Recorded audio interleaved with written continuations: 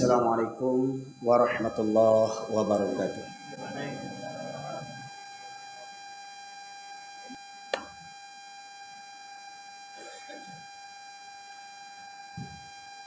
Alhamdulillah nahmaduhu wa nasta'inuhu wa nastaghfiruh wa na'udzu billahi min syururi anfusina wa min sayyiati a'malina. Man yahdihillahu fala mudilla lahu wa ma yudlilhu fala hadiyalah. Asyhadu an la ilaha illallah wahdahu la syarika lah wa asyhadu anna Muhammadan abduhu wa rasuluhu alladzi la nabiyya ba'da. Allahumma salli wa sallim ala nabiyyina Muhammad wa ala alihi wa sahbihi ajma'in. Qala Allah Ta'ala fil Qur'anil Karim, a'udzu billahi minasy syaithanir rajim. Ya ayyuhalladzina amanu taqullaha haqqa tuqatih wa la tamutunna illa wa antum muslimun. Amma ba'du ma'asyiral muslimin, usikum wa iyaya bittaqwallahi faqad fazal muttaqun. Kama qala Allah Ta'ala, inna akramakum indallahi atqakum. Ma'asyiral muslimin, sidang jamaah Jumat rahimakumullah. Pada kesempatan Jumat kali ini kita akan mengupas seputar memilih pemimpin dalam pandangan Islam. Hari ini dan beberapa bulan ke depan, khususnya kita yang berada di provinsi, kota maupun kabupaten akan memilih calon pemimpin. Dan ketahuilah sungguh Islam itu agama yang indah, agama yang hebat, yang luar biasa. Maka benarlah al-Islamu ya'lu wa la yu'la alaih. Islam itu tinggi, tidak ada yang lebih tinggi daripada Islam. Dan Allah juga menegaskan inna dina indallahi Islam. Agama yang diterima oleh Allah hanyalah agama Islam. Karena Islam agama yang sempurna. Islam mengatur tatanan hidup manusia. Sejak dari bangun tidur hingga tidur kembali. Karena Allah menciptakan manusia. Yang paling utama adalah seperti mana Allah tegaskan, wa ma khalaqtul jinna wal insa illa liya'budun. Dan tidaklah aku ciptakan jin dan manusia kecuali itu beribadah menyembah kepadaku. Masyaallah muslimin yang dirahmati Allah, kalau beribadah pada hakikatnya hukumnya haram sebelum datangnya ketentuan ketetapan Allah dan Rasul. Maka jangan kita beribadah mengikut selera kita. Jangan kita beribadah mengikut kelompok kita. Jangan kita beribadah mengikut partai kita. Maka kita beribadah mengikuti Allah dan Rasul. Sebagaimana Allah tegaskan, fa in tanaza'tum fi syai'in farudduhu ila Allah war Rasul. Apabila kamu berbeda pendapat dalam suatu urusan agama, maka kembalikanlah kepada Allah dan Rasul. Begitu pula pada saat ini kita akan mencari calon pemimpin di Pekanbaru, Provinsi Riau, akan mencari pemimpin sebagai calon gubernur dan calon wali kota. Maka ingat, kita selaku orang Islam jangan terlepas daripada Al-Quran. Al-Quran sudah memberikan tuntunan kepada kita. Atas dasar apa kita memilih calon pemimpin? Bukan karena partai. Dan ingat, hari ini tidak ada jaminan partai Islam maupun partai nasionalis sama saja Rasulullah muslimin. Bukan karena partai kita memilih. Yang kita pilih karena pribadi calonnya yang lebih dekat kepada Allah Subhanahu wa Ta'ala. Kita tahu manusia tidak ada yang sempurna. Pasti ada salahnya, ada kurangnya, ada khilafnya. Seperti mana kata pepatah, tidak ada gading yang tidak retak. Karena kita inilah manusia yang tidak sempurna. Maka kalau ada calon-calon pemimpin, beberapa deret nomor urut calon pemimpin, kalau ada yang baik, kalau semuanya baik, maka cari yang paling baik. Saya katakan, kalau semuanya baik, cari yang paling baik. Kalau sekiranya semuanya buruk, cari yang paling sedikit keburukannya. Maka Allah tegaskan dalam surat At-Taubah ayat 23. A'udzubillahi minasyaitonir rajim. Ya ayyuhalladzina amanu la tattakhidhu aba'akum wa ikhwanakum awliya'a in istahabbul kufra 'alal iman. Wa may yatawallahu minhum faulaika humuz zalimun. Ayat ini Allah tujukan kepada orang-orang yang beriman. Hai orang yang beriman, janganlah kamu jadikan bapak-bapakmu dan saudara-saudara kandungmu menjadi pemimpin di antara kamu. Jika mereka lebih menyukai kekafiran daripada keimanan, jika mereka lebih cenderung kepada kekafiran daripada keimanan, maka jangan kau pilih ayah kandungmu, saudara kandungmu, jangan kau pilih menjadi pemimpin. Apabila kalian memilih mereka menjadi pemimpin, maka kalian termasuk orang-orang yang zalim. Masyaallah muslimin. Ayah kandung kita sendiri saja, saudara kandung kita saja, kata Allah, jangan kau pilih mereka jadi pemimpin apabila mereka lebih cenderung kepada kekafiran daripada keimanan. Maka kalau dalam konteks ayat ini, masyaallah muslimin yang dirahmati oleh Allah, secara zahir kasat mata kita hanya bisa menilai manusia dari zahirnya, dan kemudian kita mengambil ukuran daripada Al-Quran. Apa di antara makna yang paling simpel, nilai yang paling simpel yang dapat kita nilai dari calon pemimpin berkaitan tentang kafir dan keimanannya? Maka seperti mana kata Buya Hamka, kalau kalian ingin melihat laki-laki muslim, lihat di waktu hari Jumat. Laki-laki muslim ini datang semua yang laki-laki ini. Ada yang penjudi, ada yang penzina, ada agen narkoba, ada koruptor, ada yang sholat cuma hari Jumat saja. Kalau tidak hari Jumat tidak kenal masjid, ada yang begitu. Kata Buya Hamka, KTP-nya Islam, perangainya Yahudi, ada. Masya muslim. Tetapi apabila kalian ingin melihat orang yang beriman, kata Buya Hamka, ini kata Buya Hamka, boleh dipakai boleh tidak, karena beliau bukan nabi. Tapi setidaknya beliau ulama kita, ulama orang Minangkabau, ulama orang Sumatera, bahkan dikenal di Asia Tenggara. Kata Buya Hamka, kalau ingin mengukur siapa yang beriman, lihat di waktu sholat subuh di setiap masjid. Siapa yang sering hadir di masjid waktu subuh, itulah orang-orang beriman. Maka lihat, di antara calon-calon pemimpin itu, siapa yang sering selalu nampak di masjid di waktu subuh. Bukan hanya menjelang calon menjadi caleg saja, menjadi calon wali kota, touring dari masjid ke masjid untuk menunjukkan mukanya. Ya, lihat, tanya, ketahui di mana tinggalnya calon ini. Di tempat tinggalnya bagaimana calon ini, sering tidak nampak ke masjid waktu subuh?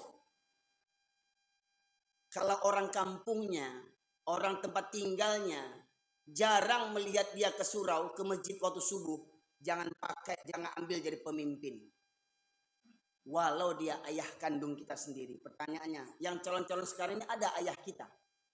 Jadi jangan karena fanatik kelompok. Oh ini orang Minang, oh ini suku ini, oh ini orang begini, ini partai saya. Jangan fanatik karena partai. Jangan fanatik karena suku. Jangan fanatik karena hubungan darah. Kita harus fanatik hanya hubungan karena Allah Ta'ala. Iman. La ilaha illallah.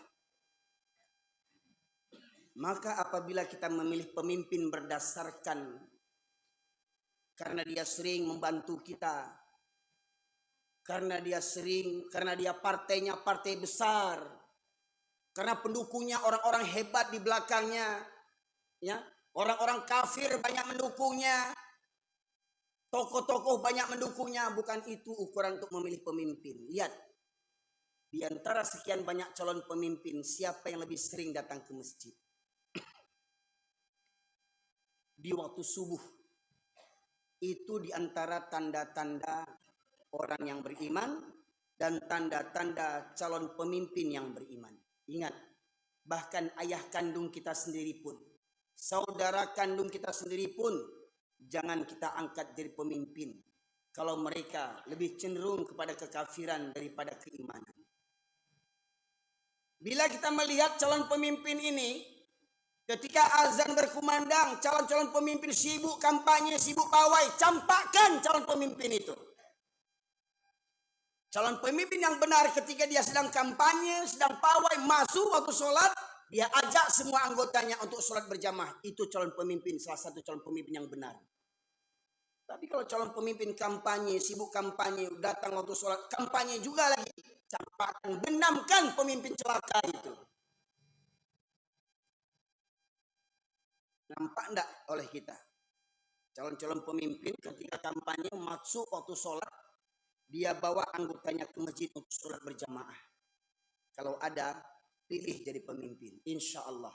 Kalau tidak, benamkan.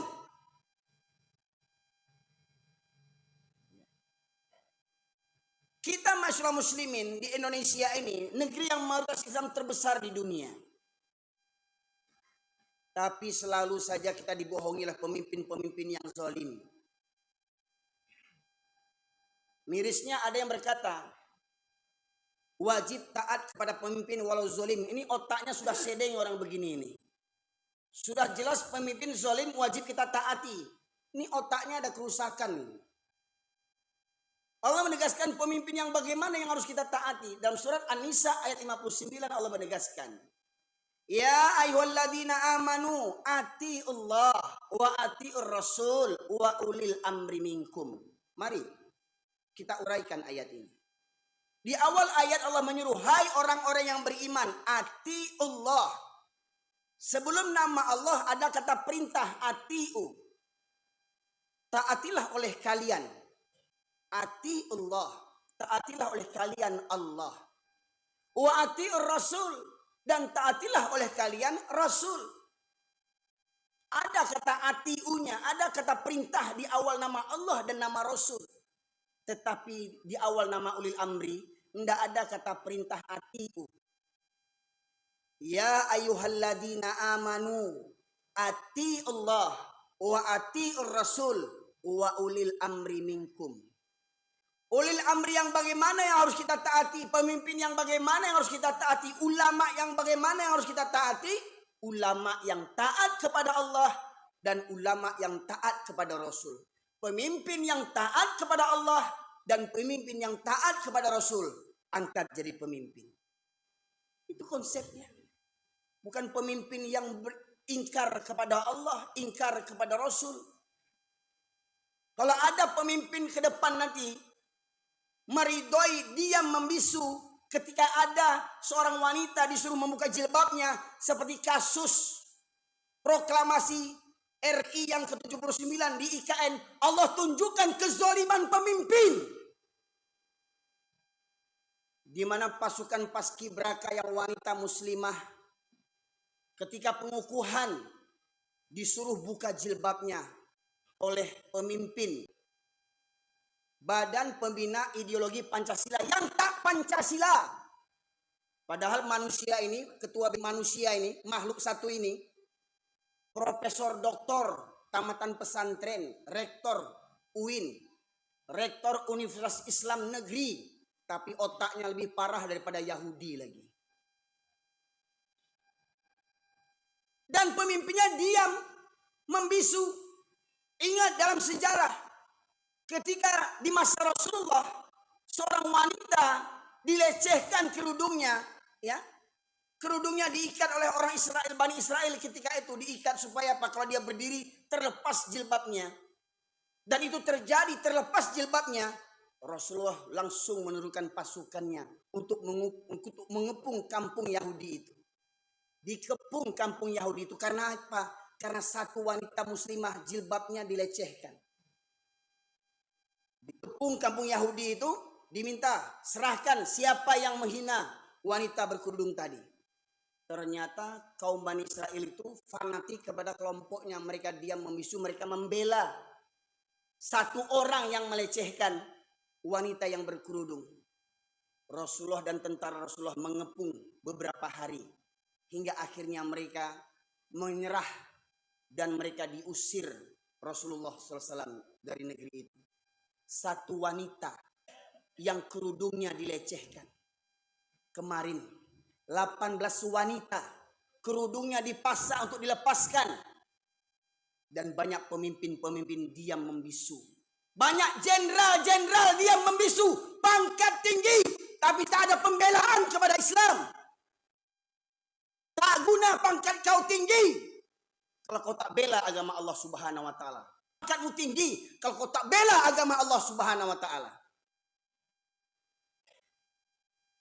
Negeri yang kau bela itu negeri yang menyanjung Allah dan Rasulnya. Itu yang harus kau bela. Jiwa ragamu untuk negeri yang seperti begitu. Bukan kepada negeri yang melecehkan agama Allah Subhanahu wa taala. Masyaallah muslimin yang dirahmati oleh Allah. Ini renungan bagi kita bersama. Kita mayoritas muslim terbesar di dunia. Sadar atau tidak hari ini kita dilecehkan. Maka benarlah yang mungkin pernah saya sampaikan masyaallah muslimin. Rasulullah bersabda yang artinya akan datang suatu zaman nanti kalian umat Islam akan diperebutkan, akan diperangi oleh berbagai kalangan dari musuh-musuh Islam. Dari kalangan orang kafir, orang musyrik, dan orang munafik. Orang munafik ini yang lebih parah dibandingkan orang kafir. Karena apa? Orang munafik ini KTP-nya Islam. Orang munafik ini casingnya Islam. Jenggotan, jubahan, gelarnya haji, kiai bahkan. Ya, tapi cium kepala pendeta. Kan kurang ajar tuh kiai kayak begitu-begitu. Kiai penjilat, pemimpin masjid mencium kepala gembong kafir. Coba bayangkan. Allah tunjukkan betapa hinanya. Masyaallah muslimin rahmati oleh Allah. Gembong orang kafir datang ke negeri kita dicium sama imam. Kalau kita boleh lihat buka Al-Quran masyaallah muslimin. Mohon maaf jangan katakan keras ceramah saya nih. Buka Al-Quran. Surat Al-A'raf 176. Allah menegaskan a'udzubillahi minasyaitonirrajim walau syi'na la rafa'na biha walakinna akhlada ilal arwat tabahawah famathaluhu kamathalil kalbi. Kalau Allah menghendaki Allah tinggikan derajat mereka dengan ayat-ayat Al-Quran itu. Tetapi mereka cenderung kepada dunia dan mengikuti hawa nafsunya yang rendah, maka perumpamannya seperti anjing kata Allah. Kalau kita lihat dalam kitab tafsir induknya kaum muslimin, tafsir Ibnu Katsir ataupun tafsirnya orang Minangkabau, tafsir Al-Azhar yang disusun oleh Buya Hamka, akan disebutkan di sana siapa yang dimaksud orang yang seperti anjing kata Allah, yaitu para ulama yang menjual ayat-ayat Allah dengan harga yang sangat murah. Para ulama yang diberikan ilmu pengetahuan tentang Al-Quran. Bahkan para ulama yang hafiz Al-Quran, tahu dalil, tahu hadis, tahu ilmu fikih. Tapi karena kepentingan dunia, dia abaikan aturan Allah Subhanahu wa ta'ala.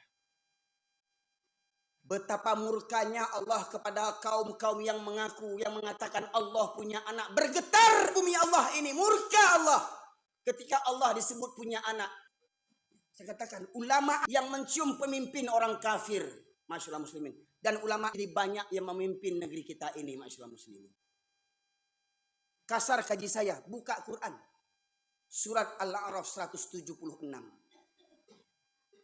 Lihat Masjid Istiqlal, ramai orang-orang bernyanyi dengan busana seperti Sinterklaas. Tahu Sinterklaas? Yang konon katanya malaikat atau makhluk gaib yang membagikan hadiah-hadiah Natal. Bayangkan suasana Masjid Istiqlal hampir seperti gereja, masyaallah muslimin. Betapa banyak ulama-ulama bermental zaman ini. Maka jangan kita fanatik. Oh ulama itu gelarnya profesor, doktor dan segala macamnya. Nggak ada jaminan. Allah tunjukkan siapa yang benar dan siapa yang salah. Maka masyaallah muslimin dirahmati oleh Allah. Mari.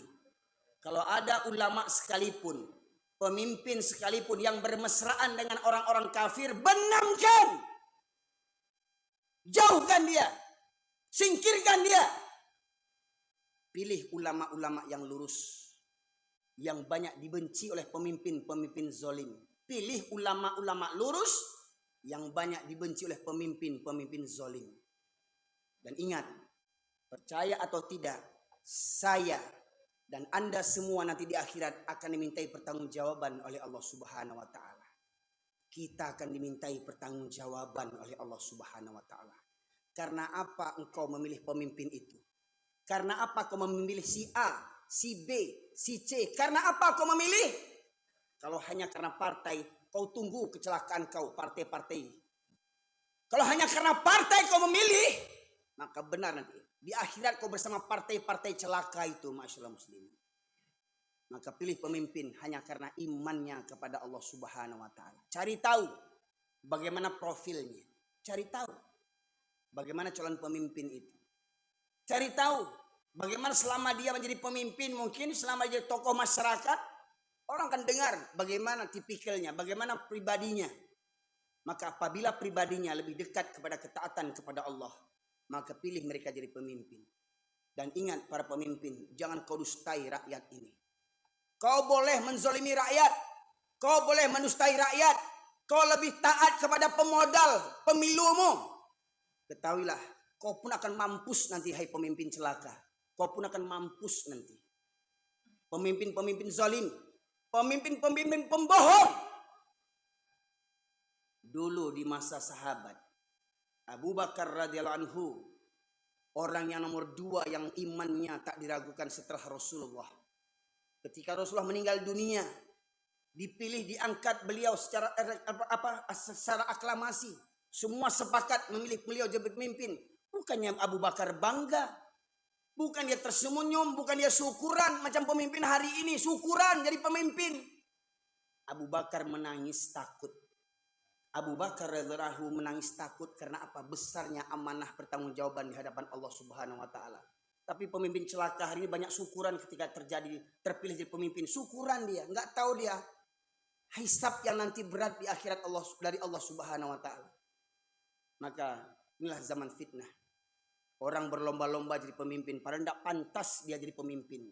Pemabuk, penzina, agen narkoba, pembohong, koruptor merasa layak jadi pemimpin. Sungguh manusia tak beradab.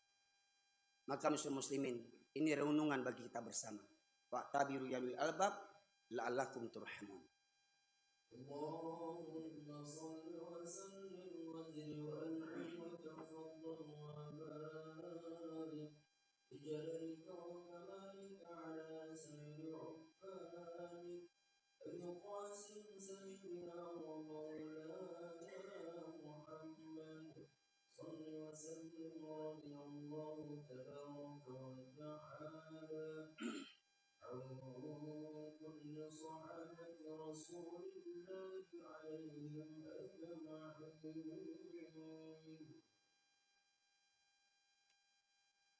الحمد لله الذي أرسل رسوله بالهدى ودين الحق ليظهره على الدين كله وكفى بالله شهيدا.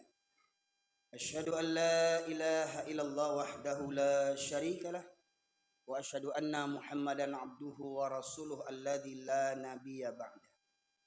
اللهم صل وسلم على نبينا محمد وعلى آله وصحبه أجمعين. قال الله تعالى في القرآن الكريم: أعوذ بالله من الشيطان الرجيم.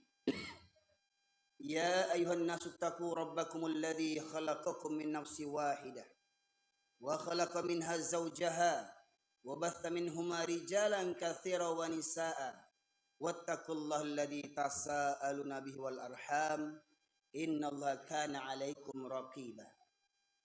Masyaallah muslimin, sidang jamaah Jumat rahimakumullah. Usikum wa iyaya bitaqullah faqad fazal muttaqun. Saya berpesan kepada diri saya di khutbah yang kedua ini, kembali kita meningkatkan iman dan takwa dan evaluasinya. Maka marilah kita bertakwa kepada Allah. Ittaqullah haqqa tuqatih. Takutlah kita kepada Allah. Bertakwalah kita kepada Allah. Karena sesungguhnya semua yang Allah anugerahkan kepada kita, termasuk panca indera kita, hati kita, akal kita, penglihatan kita, pendengaran kita, lisan kita, akan dimintai pertanggungjawaban oleh Allah Subhanahu wa taala. Maka sebelum kita berpikir, sebelum kita berkata, sebelum kita bertindak, sebelum kita memilih, marilah tundukkan jiwa raga kita dengan ketaatan kepada Allah dan Rasul-Nya. Semoga kiranya apabila kita berbuat atas dasar iman dan takwa, maka niscaya Allah akan membimbing kita menuju jalan yang lurus. hingga akhirnya kita mati dalam keadaan mukmin dan muslim yang sejati. Terakhir saya sampaikan satu firman Allah di khutbah yang kedua ini, ma'asyiral muslimin. Allah berfirman, a'udzubillahi minasyaitonir rajim, wa laqad dzara'na li jahannama katsiran minal jinni wal ins lahum qulubun la yafqahuna biha wa lahum a'yunun la yubsiruna biha wa lahum adhanun la yasma'una biha ulaika kal an'am bal hum adall ulaika humul ghafilun. Dan sungguh akan kami penuhkan neraka jahanam banyak dari kalangan jin dan manusia, mereka yang memiliki hati tetapi tidak digunakan untuk merenungkan ayat-ayat Allah. Mereka yang memiliki hati tetapi tidak ada takut kepada Allah. Mereka yang memiliki mata tidak digunakan untuk melihat tanda-tanda kebesaran Allah. Betapa banyak zaman ini pemimpin-pemimpin yang zalim, yang menggadaikan imannya, yang menggadaikan rakyatnya, yang menggadaikan negaranya dengan penguasa-penguasa kafir di dunia. Banyak yang tak ambil pelajaran daripada itu. Dan mereka memiliki telinga tetapi tidak digunakan untuk mendengarkan ayat-ayat Allah. Nasihat yang benar tidak mereka dengarkan, mereka abaikan. Maka orang yang seperti begini, kata Allah, punya hati tidak ada takut kepada Allah, punya mata tidak ambil pelajaran, punya telinga tidak mau mendengarkan. Mereka, kata Allah, ulaika kal an'am balhum adall. Mereka seperti binatang ternak, bahkan lebih sesat, lebih hina pada binatang lagi. Semoga kiranya kita tidak termasuk makhluk yang dihinakan oleh Allah Subhanahu wa taala. Maka mari kita bimbing jiwa raga kita ini dengan mohon pertolongan kepada Allah Subhanahu wa taala, agar kiranya Allah senantiasa melimpahkan rahmat dan hidayah kepada kita sekalian, agar jiwa raga kita terbimbing dengan iman dan takwa di bawah naungan Allah Subhanahu wa taala. Innallaha malaikatahu yusholluna 'alan nabi ya ayyuhalladzina amanu shallu wa sallimu taslima. Allahumma ighfir lil muslimin wal muslimat wal mu'minina wal mu'minat al ahya'i minhum wal amwat innaka qadiyal hajat. Rabbana zalamna anfusana wa illam taghfir lana wa tarhamna lanakunanna minal khasirin. Rabbana la tuzigh qulubana ba'da idh hadaytana wa hab lana min ladunka rahmah innaka antal wahhab. Allahumma arinal haqqa haqqa warzuqna ittiba'ah wa arinal batila batila warzuqna ijtinabah. Ya Allah, ya Rabbi, ya Rahman, ya Rahim, tunjukkanlah calon pemimpin yang baik, yang taat, agar kami dapat mengikutinya, ya Allah. Dan tunjukilah kepada kami calon pemimpin yang zalim, yang ingkar kepadamu, ya Allah, agar kami menjauhinya, ya Allah. Ya Rahman, ya Rahim, jauhkanlah negeri kami daripada musibah, bencana, malapetaka, ya Allah, dari kemaksiatan dan dosa-dosa kami. Ampunkan dosa kami, ya Allah. Ampunkan dosa pemimpin-pemimpin kami, ya Allah. Bimbing kami menuju rahmat dan hidayah-Mu, ya Allah, agar negeri ini senantiasa kelimpahkan berkah dan rahmat-Mu dari langit dan bumi. Ya Allah, ya Rahman, ya Rahim, ampunkanlah kelalaian kami selama ini, karena ketidakpedulian kami dalam urusan agama dan urusan negeri ini, ya Allah. Maka ya Allah, jadikanlah Al-Quran sebagai panduan hidup kami, agar mulia negeri ini, agar mulia bangsa ini, agar mulia kami seluruh bangsa Indonesia, ya Allah, dengan iman dan takwa-Mu. Ya Allah, ya Rahman, ya Rahim, perkenankanlah doa kami ini. Rabbana la tu'akhidna in nasina aw akhtana. Rabbana wa la tahmil alaina isran kama hamaltahu ala alladhina min qablina. Rabbana wa la tuhammilna ma la taqata lana bih wa'fu 'anna waghfir lana warhamna anta maulana fansurna 'alal qaumil kafirin. Allahumma ansuril muslimin wal mujahidin fi Filistin. Allahumma ansuril muslimin wal mujahidin fi Filistin. Allahumma ansuril muslimin wal mujahidin fi Filistin. Allahumma ansuril muslimin wal mujahidin fi Indonesia, ya Allah, ya arhamar rahimin. Rabbana atina fid dunya hasanah wa fil akhirati hasanah wa qina adzaban nar. Subhana rabbika rabbil izzati amma yasifun. Wassalamun alal mursalin walhamdulillahi rabbil alamin.